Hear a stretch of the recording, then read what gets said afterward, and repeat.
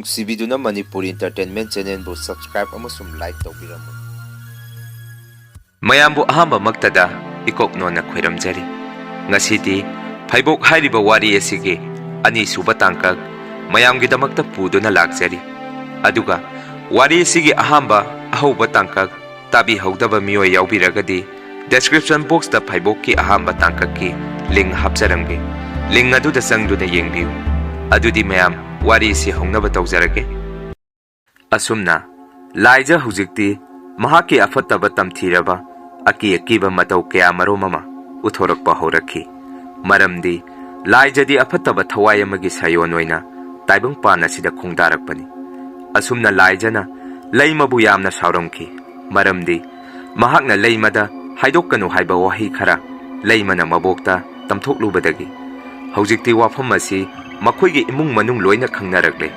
ꯑꯁꯨꯝꯅ ꯃꯅꯤꯒꯤ ꯅꯨꯄꯤꯅꯁꯨ ꯃꯥꯒꯤ ꯃꯄꯨꯔꯣꯏꯕ ꯃꯅꯤꯗ ꯃꯆꯥꯅꯨꯄꯤ ꯂꯥꯏꯖꯒꯤ ꯑꯉꯛꯄ ꯑꯀꯤꯕ ꯇꯝꯊꯤꯔꯕ ꯃꯑꯣꯡ ꯃꯇꯧꯁꯤꯡ ꯋꯥꯔꯤ ꯇꯝꯃꯝꯈꯤ꯫ ꯑꯗꯨꯕꯨ ꯃꯅꯤꯗꯤ ꯋꯥꯐꯝꯁꯤꯡ ꯑꯗꯨ ꯀꯌꯥ ꯏꯊꯥ ꯊꯥꯖꯔꯝꯗꯦ꯫ ꯃꯔꯝꯗꯤ ꯂꯥꯏꯖ ꯑꯃꯗꯤ ꯂꯩꯃ ꯃꯍꯥꯛꯀꯤ ꯇꯥꯡꯅ ꯐꯪꯖꯕ ꯂꯟꯅꯤ꯫ ꯃꯍꯥꯛꯀꯤ ꯃꯆꯥꯅ ꯑꯗꯨꯒꯨꯝꯕ ꯑꯐꯠꯇꯕ ꯊꯕꯛꯁꯤꯡ ꯑꯗꯨ ꯇꯧꯔꯝꯒꯗꯕ ꯅꯠꯇꯦ ꯍꯥꯏꯗꯨꯅ꯫ ꯑꯁꯨꯝꯅ ꯍꯧꯖꯤꯛꯇꯤ ꯂꯥꯏꯖꯅ ꯃꯍꯥꯛꯀꯤ ꯏꯃꯨꯡ ꯃꯅꯨꯡꯕꯨ ꯇꯨꯝꯅ ꯍꯥꯠꯅꯕ ꯁꯦꯝ ꯁꯥꯕ ꯍꯧꯔꯛꯂꯦ꯫ ꯃꯍꯥꯛꯅ ꯑꯍꯥꯟꯕ ꯑꯣꯏꯅ ꯊꯋꯥꯏ ꯂꯧꯒꯗꯕ ꯃꯤꯑꯣꯏ ꯑꯗꯨꯗꯤ ꯃꯍꯥꯛꯀꯤ ꯃꯕꯣꯛꯄꯨ ꯍꯥꯟꯅ ꯍꯥꯠꯂꯒꯦ ꯈꯟꯕ ꯍꯧꯔꯛꯈꯤ꯫ ꯑꯁꯨꯝꯅ ꯍꯧꯖꯤꯛꯇꯤ ꯂꯥꯏꯖꯕꯨ ꯃꯍꯥꯛꯀꯤ ꯃꯃꯥ ꯃꯕꯣꯛ ꯑꯃꯗꯤ ꯂꯩꯃꯅ ꯃꯍꯥꯛꯄꯨ ꯑꯁꯨꯛꯀꯤ ꯃꯇꯤꯛ ꯀꯤꯕ ꯍꯧꯔꯝꯃꯤ꯫ ꯂꯩꯃꯁꯨ ꯃꯥꯒꯤ ꯃꯃꯥꯗ ꯑꯁꯨꯝꯅ ꯍꯥꯏꯔꯝꯈꯤ, "ꯏꯃꯥ, ꯑꯩꯒꯤ ꯏꯆꯦ ꯂꯥꯏꯖꯒ ꯇꯨꯃꯤꯟꯅꯕꯁꯦ ꯑꯩ ꯌꯥꯝꯅ ꯀꯤ꯫ ꯅꯨꯃꯤꯗꯥꯡ ꯑꯍꯤꯡ ꯑꯊꯦꯡꯕꯗ ꯏꯆꯦꯁꯦ ꯀꯅꯥꯒꯅꯣ ꯈꯪꯗꯦ ꯑꯍꯤꯡ ꯑꯊꯦꯡꯕꯗ ꯃꯇꯣꯝꯗ ꯐꯨꯛ ꯂꯥꯎꯅ ꯍꯦꯛꯇ ꯍꯧꯒꯠꯈꯤ꯫ ꯑꯗꯨꯒ ꯀꯅꯥꯒꯅꯣ ꯈꯪꯗꯕ ꯑꯩꯅ ꯃꯁꯛ ꯎꯕ ꯉꯝꯗꯕ ꯄꯣꯠꯁꯛ ꯑꯃꯒ ꯋꯥꯔꯤ ꯁꯥꯟꯅꯩ ꯍꯦꯛ ꯍꯦꯛ꯫ ꯑꯗꯨꯒ ꯑꯁꯨꯝꯅꯁꯨ ꯍꯥꯏ ꯏꯆꯦꯅ, ꯑꯩ ꯃꯈꯣꯏꯕꯨ ꯑꯊꯨꯕꯗ ꯍꯥꯠꯂꯅꯤ ꯑꯗꯨꯒ ꯑꯩ ꯅꯪꯒꯤ ꯅꯥꯛꯇ ꯂꯥꯛꯂꯒꯦ ꯍꯥꯏꯅ꯫ ꯑꯗꯨꯅ ꯏꯃꯥ, ꯑꯩ ꯌꯥꯝꯅ ꯀꯤ ꯑꯩꯈꯣꯏ ꯏꯆꯦꯁꯦ" ꯍꯥꯏꯗꯨꯅ ꯃꯗꯨꯗ ꯃꯃꯥꯅ ꯑꯃꯨꯛ ꯃꯆꯥꯅꯨꯄꯤꯕꯨ ꯊꯦꯝꯖꯤꯟꯕꯤꯔꯝꯃꯤ꯫ "ꯏꯆꯥꯗꯤ ꯀꯔꯤꯒꯤ ꯀꯤꯗꯨꯔꯤꯕꯅꯣ?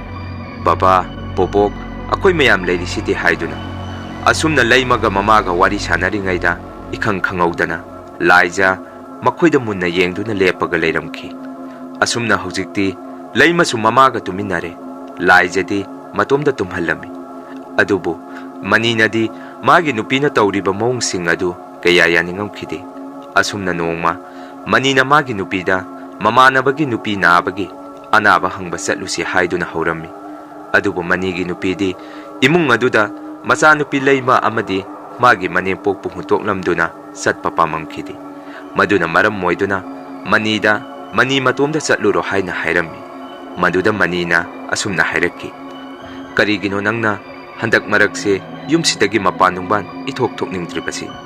ꯏꯃꯥꯅ ꯏꯆꯥ ꯑꯅꯤꯁꯤ ꯌꯦꯡꯖꯍꯧꯅꯤ꯫ ꯅꯪ ꯆꯠꯇꯕ ꯌꯥꯔꯣꯏ, ꯏꯕꯥꯅꯤ ꯆꯠꯀꯗꯕꯅꯤ, ꯂꯣꯏꯁꯜꯂꯣ" ꯍꯥꯏꯔꯝꯈꯤ꯫ ꯑꯁꯨꯝꯅ ꯃꯅꯤꯒꯤ ꯅꯨꯄꯤꯁꯨ ꯎꯄꯥꯏ ꯂꯩꯇꯕꯅ ꯃꯅꯤꯒ ꯄꯨꯟꯅ ꯆꯠꯄ ꯇꯥꯔꯝꯈꯤ꯫ ꯑꯗꯨꯒ ꯃꯅꯤꯒꯤ ꯅꯨꯄꯤꯅ ꯃꯈꯣꯏ ꯆꯠꯂꯝꯗꯥꯏꯗ ꯃꯥꯒꯤ ꯃꯆꯥꯅꯨꯄꯤ ꯂꯩꯃꯗ ꯆꯦꯛꯁꯤꯟꯅ ꯂꯩꯅꯕ ꯋꯥꯐꯝ ꯀꯌꯥ ꯃꯔꯣꯝ ꯑꯃ ꯍꯥꯏꯔꯝꯃꯤ꯫ ꯑꯗꯨꯕꯨ ꯂꯥꯏꯖꯅ ꯂꯨꯝꯗꯨꯅ ꯂꯣꯏꯅ ꯇꯥꯔꯝꯃꯤ꯫ ꯑꯁꯨꯝꯅ ꯃꯅꯤ ꯃꯥꯒꯤ ꯅꯨꯄꯤꯕꯨ ꯄꯨꯗꯨꯅ ꯆꯠꯈ꯭ꯔꯦ ꯃꯃꯥꯟꯅꯕꯒꯤ ꯑꯅꯥꯕ ꯍꯪꯕ꯫ ꯉꯥꯏꯍꯥꯛ ꯂꯩꯔꯒ ꯂꯩꯃꯗ ꯃꯕꯣꯛꯅ ꯁꯨꯃꯥꯡꯗ ꯐꯛ ꯊꯥꯎ ꯑꯗꯨꯒ ꯁꯝꯆꯦꯠ ꯃꯤꯡꯁꯦꯜꯁꯨ ꯄꯨꯊꯣꯔꯛꯎ, ꯏꯁꯨꯒꯤ ꯁꯝ ꯍꯥꯠꯄꯤꯒꯦ ꯍꯥꯏꯔꯝꯃꯤ꯫ ꯑꯁꯨꯝꯅ ꯂꯩꯃ ꯃꯕꯣꯛꯀ ꯍꯔꯥꯎ ꯍꯔꯥꯎ ꯃꯈꯣꯏꯒꯤ ꯁꯨꯃꯥꯡꯗ ꯋꯥꯔꯤ ꯋꯥꯇꯥꯏ ꯇꯧꯗꯨꯅ ꯍꯔꯥꯎ ꯍꯔꯥꯎ ꯂꯩꯃꯤꯟꯅꯔꯝꯃꯤ꯫ ꯑꯗꯨꯕꯨ ꯂꯥꯏꯖꯅ ꯃꯈꯣꯏꯅ ꯇꯧꯔꯤꯕ ꯃꯇꯧꯁꯤꯡ ꯑꯗꯨ ꯂꯨꯝꯗꯨꯅ ꯌꯦꯡꯉꯝꯈꯤ꯫ ꯑꯗꯨꯒ ꯌꯥꯝꯅ ꯁꯥꯎꯔꯝꯃꯤ꯫ ꯃꯗꯨꯗꯒꯤ ꯂꯥꯏꯖꯅ ꯋꯥꯈꯜ ꯑꯃ ꯈꯜꯂꯛꯈꯤ, ꯃꯥꯒꯤ ꯃꯕꯣꯛꯄꯨ ꯉꯁꯤꯗꯤ ꯍꯥꯠꯂꯒꯦ ꯍꯥꯏꯗꯨꯅ꯫ ꯑꯁꯨꯝꯅ ꯂꯥꯏꯖꯅ ꯃꯥꯒꯤ ꯃꯄꯥ ꯃꯃꯥ ꯂꯥꯛꯀꯗꯕ ꯃꯇꯝ ꯉꯥꯏꯗꯨꯅ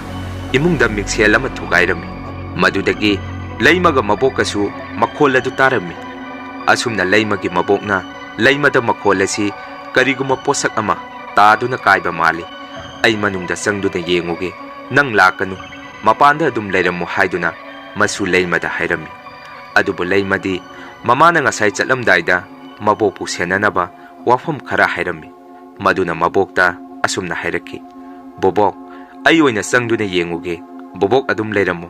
ꯑꯁꯨꯝꯅ ꯍꯥꯏꯔꯝꯗꯨꯅ ꯂꯩꯃ ꯏꯃꯨꯡꯂꯣꯝꯗ ꯆꯪꯉꯝꯈꯤ꯫ ꯑꯗꯨꯕꯨ ꯂꯩꯃꯅ ꯏꯃꯨꯡꯂꯣꯝꯗ ꯍꯦꯛ ꯆꯪꯉꯛꯄꯒ ꯃꯥꯒꯤ ꯃꯈꯣꯡꯗ ꯀꯔꯤꯒꯨꯝꯕ ꯃꯆꯤꯟ ꯇꯨꯝꯕ ꯄꯣꯠꯁꯛ ꯑꯃ ꯅꯦꯠꯂꯝꯈꯤ꯫ ꯃꯗꯨꯗꯒꯤ ꯂꯩꯃ ꯌꯥꯝꯅ ꯀꯟꯅ ꯂꯥꯎꯔꯛꯈꯤ꯫ Madudagi maboksu pakatuna imung lomda thuna chensilaki.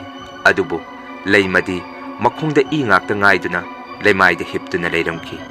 Madudagi mabokna pakatna leimagi sokliba mafam aduda yengubada mingsel akaiba machet amana thinduna leiramki. Madudagi mabokna mingsel machet adu masuki khongdagi satoktuna phi amana yetpirami. Adubu ikhang khangaudana laija makutta thang ama paiduna mabok tamna changsilaki. Leimasu mache laijana adumna changakpaduda mabokta bobok nangi tungda hek haibaga laijana mabokpu thangna thilamki. Madudagi leima kiman khiduna kana kana leibage aibo mukta kanbiu haiduna kanna lauba horaki. Adubu magi mache laijana mabusu thang aduna thinnaba siam saramki. Adubu mani amadi magi nupisu yumda halaktuna thongan yoksala ami. Adugu macha nupi leimana kanna kaptuna laubadusu tarami. Laijasu khanglamki magi mapa mama lae haiba. Madudagi magi thang adu leimagi manakta thanamki. Aduga imungdagi kanna chenthoroktuna mapada chetna konsenduna kapsinarami. Baba bobokse imungda karinoma tahore haiduna.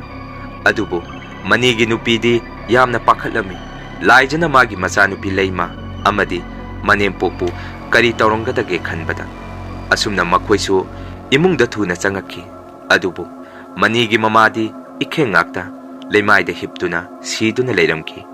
Aduga magi macha nupi leimasu leimaida makhong asokpaduga mafam aduda mabokta munna yengduna bobok haiduna kaptuna leiramki. Manidi ngasigi angakpa akiba matawsing asi ubada masada manga chap manarami. Adubu manigi nupidi ngasigi thaudok pumba magi phatraba macha nupi laijana thokhanbani khangamki. Madudagi manigi nupidu kapna asawbaga loinana phatraba magi macha nupi laijagi manakta changsanduna asumna hairaki. Karigino nangna asuk yamna phatribasibo nangdi mi nate tamthiba phattaba thawai amagi sayoni. Nangna chamjaraba imungsigi miyoisingbu awafamda tahanbadi si haiduna laijada phuba hauraki. Madudagi manina magi nupibu khamtoktuna asumna hairaki. Karino nangna tawribadu nang ngaurabo ngasigi thaudog asi mataw karamna tawrukribano nang khanglabra hairaki. Maduda manigi nupina kaptuna asumna kumaki. Nang kaurabra matam mamada ibani na imita isa uraktabadagi lamsibu koliba iswarisida ibani gi isa amata pinabiyo haiduna nijaba chatpa numituda laibungdagi maibi amana hairakiba wafamsing ado nangdi kauramba yai. Adubo aidi numitudagi ngasi phau isada pakhatpa akiba koktri. Nangna nungsina luna tawjariba nangi nasanupi ahanse madi mi nate apattaba thawai amana olakpani. Ngasigi thaudok asisu mana thoanbani hairaki. Adubu manidi hojik phau magi nupina phana haijarabasu thajaba kauba leiramkhide. Asumna manina magi macha nupi atonbi leimada chathubi ngasigi thaudok asi karamna thoklibano bobokse kanana thangna thilamlibano hangamki. Adubu leimadi mapana hangiba wahangdugi pakum piramkhide. Adugu masada akibana thumatkiduna karimata haidana tumina angaubi amagi matawgum chap yungduna mamit adu kuptaba makhai tumina leiramki. Madudagi manigi nupina macha nupi leimada ibema mama lae icha karisu tawraroi ichabu kaidaurake haiduna leimabu chetna konsinbiramki. Adubu hojikti leimasu akiba mataw kaya maromama magi mamangda tattana thorakpadagi leimagi wakhalsu angaubi amagum tawduna tumina ungaga leiki. Madudagi manina magi macha nupi ahal laijada hangamki. Ibema ngasigi thaudok asi karamna thokibano nang karimata kiganu babata tamu haiduna. Adubo laijana sumna khumaki. Baba boboka isanga akhoi punna imungda leiringaida kanaguma thang paiba miyoy ama laamaga bobokpu thangna thilambani. Asumna hairaktuna magi mamada haiphet leithoktuna yengaki. Adubo wafamsing asi manigi nupidi thajaba ngamamde. Asumna hojikti leimasu wakhalgi leinana naba haurakle chawtha usu yadre mapa mamagi masakpaw khanglamkhide. Adubo laijati leimana adumna oirakpaduda harauramki.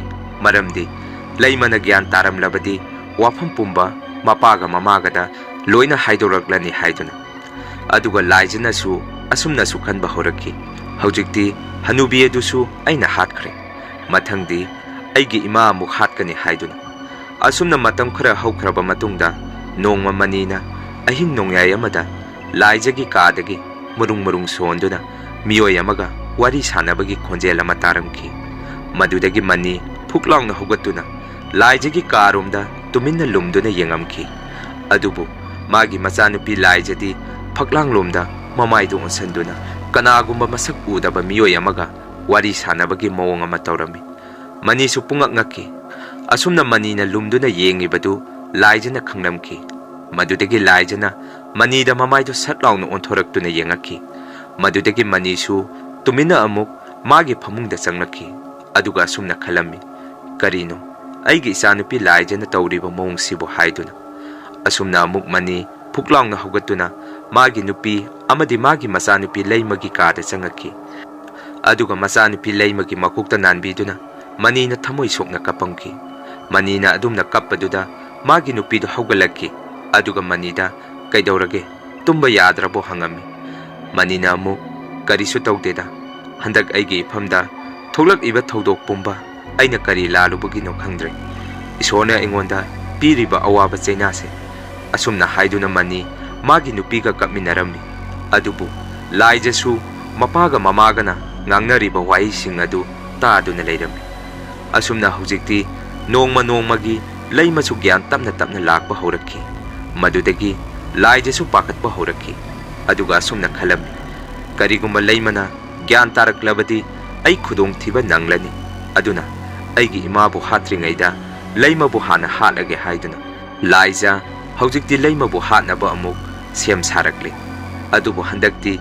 laijana leima hatpa haibasi khara wana thoklani maramdi magi mamana haujikti leimabu cheksanna mikupna humsingna senaba hokre wafam asi laijasu khanglami mahaki mamana leimabu matam pumbada senaduna leikre aduna mahaka numit nukti khudingi loinaduna leiriba apattaba thawai adugi mateng laurage haiduna laijana mahaka nuktige wari sanariba apattaba thawai aduda mahaki mamabu tumingaida mamagi thawai bu koktho aduga aina leimabu hatke haiduna hairami asumna ahingi matamda manigi nupigi thawai mirel adubu apattaba thawai aduna kokthoktu na thamamki aduga laijana leimana hiptuna leiriba kaduda thanga mapaiduna changlaki aduga magi mamada munna yengami adubu magi mamadi gyan taadana tumduna leirami madudigi laijana thang adu thangatuna leimada hek thinge tawrakpada manina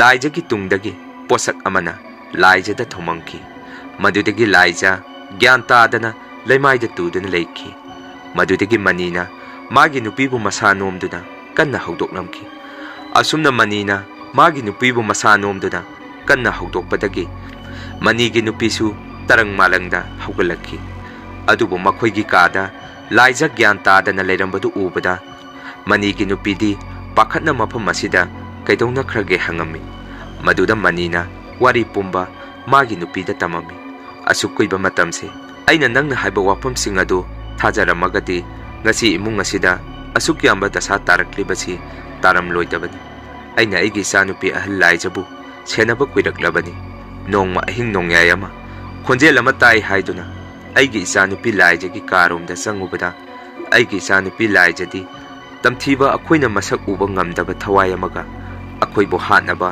wari saramki aisu lumduna tarami madudagi aina mabu chingnaba horaktuna senaba kuiraklabani haujiti karisu tawraroi ai wari pumba loina khangle hairami adubu manina adumna magi nupida paw tamlingai laija phuklawna hogalaktuna manigi tungda thangna thilaki